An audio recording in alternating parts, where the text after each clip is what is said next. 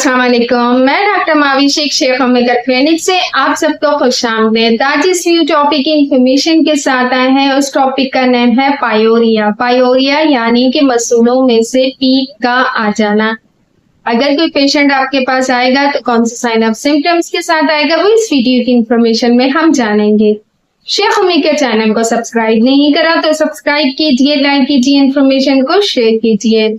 Start लेते हैं अपनी वीडियो का कि अगर ये पेशेंट आपके पास आएगा तो उसकी मेजर कंप्लेन क्या होगी कि इसको मसूड़ों में दर्द फील होगा, इसके मुंह से स्मेल आएगी, इसके माउथ में स्वेलिंग हो जाएगी, ये कुछ खा पी नहीं सकेगा, कोई बाइट नहीं ले सकेगा, इसको सेंसेशन होगी, इरिटेशन होगी, इसको यानी कि इसको ऐसी ट्रबल्स होगी कि ये आराम से नहीं खा सकता। अब इसके रीजंस क्या होते हैं कि अगर कोई पेशेंट आपके पास ऐसा आ रहा है तो उसकी जो टेस्ट होंगे उसकी मेजर निशानी यही होगी, मेजर साइन ऑफ सिम्टम्स यही होगा कि उसको वो येलोइश होंगे। यानी कि आप टेस्ट देखते हैं जब आप क्लीनिंग करते हैं तो वाइटनेस होती है, एक शाइनिंग होती है, वो चीज इसमें बिल्कुल नहीं पाई जाएगी, येलोइश होंगे इसके। और उसमें यह होगा कि इसको पेन भी हो सकता है क्योंकि जब पस होगी, इन्फ्लेमेशन होगी, जम्स होंगे और जब स्मेल आएगी तो उसमें ये कैफियत हो सकती है। इसमें ये कि इसको दर्द भी हो रहा होगा, इसके मुंह से स्मेल आएगी।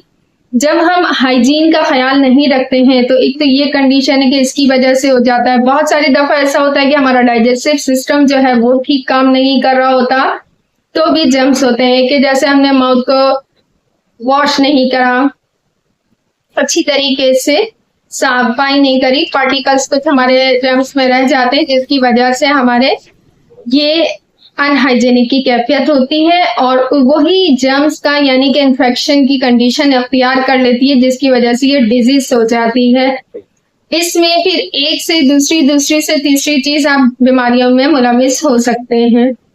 इसमें आपने हाइजीन का बहुत अच्छे से ख्याल रखना है। अगर ये पेशेंट आपके पास है तो किसी भी एज का हो सकता है। इसमें होम्योपैथी का क्या रोल प्ले है, हम होम्योपैथी की कौन सी मेडिसिन यूज करवा सकते हैं, जैसे कि बेलाडोना का यूज कर सकते हैं, हिपरसल्फ यूज कर सकते हैं, स्टेफिसेग्रिया यूज करते हैं, क्रियाजुटो इस्तेमाल कर सकते हैं, हम सिलेशिया का यूज कर सकते हैं। लेकिन डिपेंड ऑन द कंडीशन कि पेशेंट आपके पास किस एज का है, उसको जो मेजर कंप्लेन आ रही है वो उस टाइम के साइन ऑफ सिम्टम्स क्या आ रहे हैं, इन तमाम बातों को मद्देनजर रखते हुए हम अपनी मेडिसिन का इंतखाब करेंगे क्योंकि हमें पता चल जाएगा एक्यूट कंडीशन का, क्रॉनिक केस का, जब इतने जम्स होंगे, इन्फेक्शन होगा, ये तो ऑब्वियसली कि वो क्रॉनिक केस का ही पेशेंट है। इसमें हमने ये देखना है कि इसको डायबिटिक का पेशेंट ना हो क्योंकि शुगर वाले पेशेंट को भी इस किस्म की कैफियत हो सकती है।